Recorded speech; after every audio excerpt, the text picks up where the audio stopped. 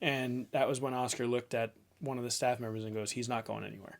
And that was just that moment of like, I found where I'm supposed to be. And I thank Oscar for that any and every chance I get, because it's without that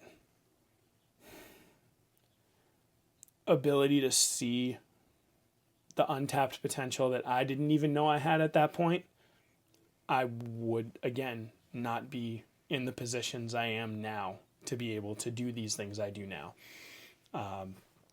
So I started to work on it. I really started to hone in on the craft. I had, Oscar working with me and helping me do that. Daryl helping me do that. Johnny helping me do that. Go out to a bunch of different spots, DJ at a bunch of different places. And then I started to really hear them DJ.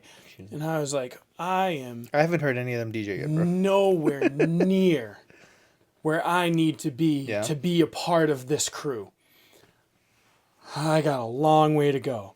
So I had worked for a couple years to make that happen.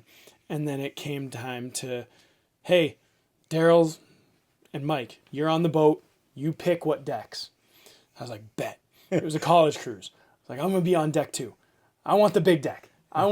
Because I know that he's going to get people downstairs. He's going to keep them. I know he is. But people want to be upstairs anyway. So I'll improve my odds. I'll make it improve my odds of keeping people here. Bro, when I tell you that the boat had maybe 350 people on it, and there were 347 of them down on deck 1,